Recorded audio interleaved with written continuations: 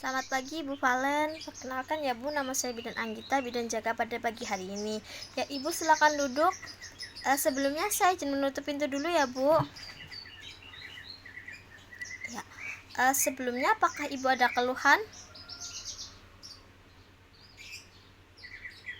Ya baik. Di sini saya akan memberikan pendidikan kesehatan kepada Ibu tentang hiperemesis gravidarum dalam kehamilan ya Bu. Ya, sebelumnya apakah Ibu sudah mengetahui hiperemesis gravidarum dalam kehamilan itu seperti apa? Ya baik ya Bu, saya bantu menjelaskan ya Bu. Ya, yang pertama ada pengertian hiperemesis gravidarum. Hiperemesis gravidarum itu adalah mual muntah yang berlebih atau yang berat yang sampai mengganggu keadaan ibu, bahkan mengganggu aktivitas ibu sehari-hari. Lalu yang kedua ada faktor predisposisi hiperemesis gravidarum atau faktor penyebab hiperemesis gravidarum dalam kehamilan ya Bu. Yang pertama ada primi gravida, mola hidatidosa, dan kehamilan ganda. Lalu selanjutnya ada masuknya fili choriolis dalam siklus maternal ya Bu. Lalu yang selanjutnya ada alergi. Alergi merupakan salah satu respon dari ibu terhadap anak ya Bu. Ya, lalu selanjutnya ada faktor psikologis. Faktor psikologis di sini seperti depresi, gangguan psikiatri, dan rumah tangga yang retak ya Bu. Ya, lalu selanjutnya saya akan menjelaskan tentang terjadinya muntah. Muntah adalah suatu cara di mana saluran cerna bagian atas membuang isinya bila terjadi iritasi ya Bu, atau tegangan yang berlebih pada usus. Muntah merupakan refleks terintegrasi ya Bu yang kompleks. Rangsangan pada saluran cerna dihantarkan melalui saraf vagus dan eferen menuju ke pusat muntah ya Bu. Selanjutnya saya akan menjelaskan tentang patofisiologis hiperemesis gravidarum ya Bu. Hiperemesis gravidarum dapat menyebabkan cadangan karbohidrat dan lemak habis terpakai untuk keperluan energi. Karena oksidasi lemak yang tidak sempurna, maka terjadi ketosis dengan tertimbunnya asam aseton asetik ya Bu. Lalu ada asam hidroksibutirik ya Bu. Lalu ada aseton dalam darah. Kekurangan cairan yang diminum dan kehilangan cairan akibat muntah dapat menyebabkan dehidrasi ya Bu. Selain itu, dehidrasi juga menyebabkan hemokonsentrasi sehingga aliran darah ke jaringan berkurang ya Bu. Hal ini menyebabkan zat makanan dan oksigen ke jaringan juga berkurang ya Bu. Kekurangan kalium sebagai akibat dari muntah itu bertambahnya ekskresi lewat ginjal ya Bu, meningkatkan frekuensi muntah yang akan lebih banyak sehingga memberatkan penderita ya Bu. Ya, selanjutnya saya akan menjelaskan tentang tingkat hiperemesis gravidarum ya Bu.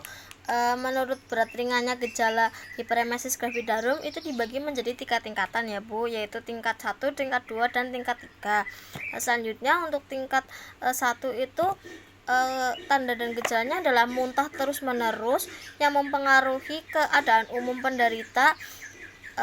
Ibu merasa lemas, nafsu makan tidak ada, berat badan turun, nyeri pada epigastrium, lalu nadi meningkat 100 kali per menit, lalu tekanan sistol juga menurun, turgor kulit menurun, dan lidah kering dan mata cekung ya Bu. Untuk hiperemesis tingkat 2, tanda dan gejalanya adalah penderita tampak lebih lemas, turgor kulit lebih menurun, lidah mengering dan tampak kotor, lalu nadi kecil, suhu kadang-kadang naik ya Bu, maka mata ikterus dan mata terlihat cekung dan berat badan turun, dan terjadi oliguria serta konstipasi. Lalu aseton dapat tercium dalam pernafasan ya Bu, karena aseton itu mempunyai bau yang khas dan dapat ditemukan pada kencing ya Bu. Ya, selanjutnya ada hiperemesis gravidarum tingkat 3 ya Bu. Untuk tanda dan gejala dari hiperemesis gravidarum tingkat 3 ada keadaan ibu semakin buruk, lalu muntah berhenti, kesadaran menurun, nadi cepat dan kecil, lalu suhu meningkat, tensi menurun.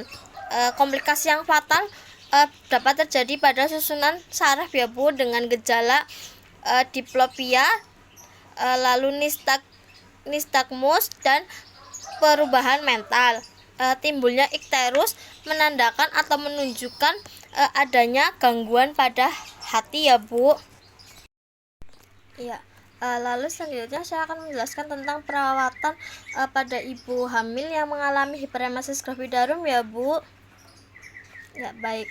Untuk perawatan ibu hamil dengan hiperemesis gravidarum itu, ibu yang menderita hiperemesis gravidarum tingkat 2 dan 3 itu harus dirawat di rumah sakit. Sedangkan untuk ibu yang mengalami hiperemesis gravidarum tingkat 1 itu tidak perlu dirawat di rumah sakit ya Bu. Lalu untuk obat-obatan yang diberikan pada ibu yang mengalami hiperemesis gravidarum itu ada suplemen multivitamin, antihistamin, kortikosteroid, serotonin antagonis.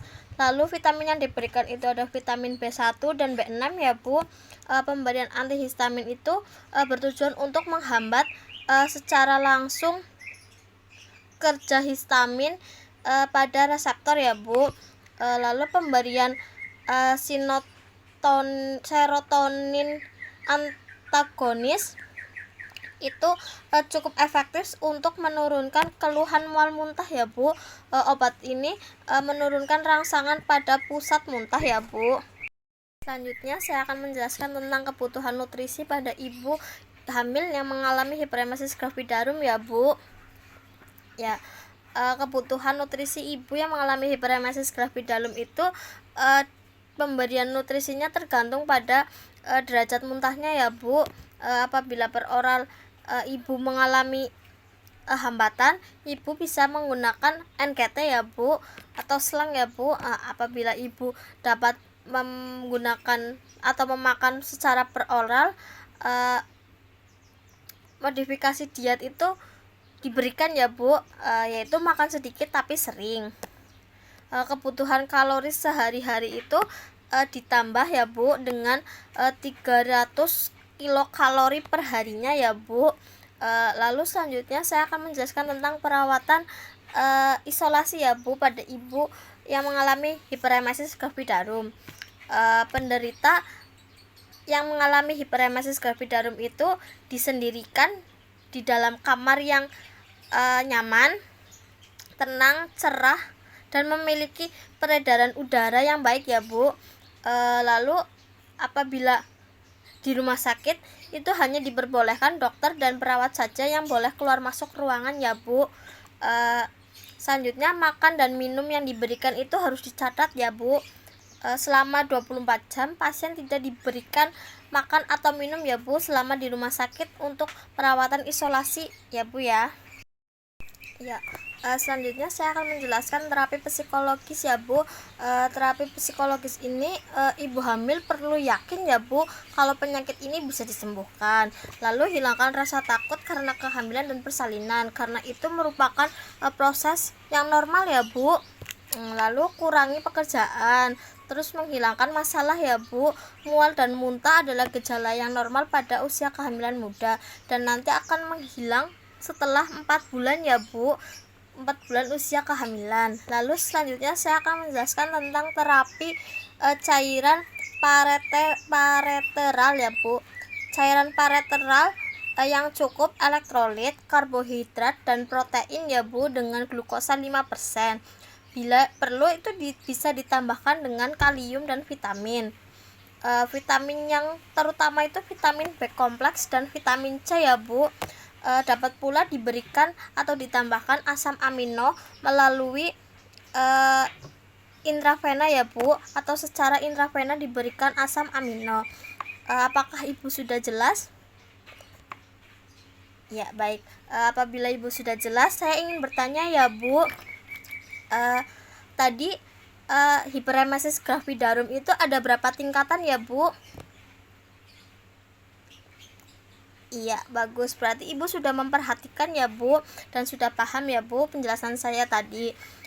Apabila Ibu sudah paham dan tidak ada yang ingin ditanyakan, terima kasih atas kerjasamanya. Selamat pagi.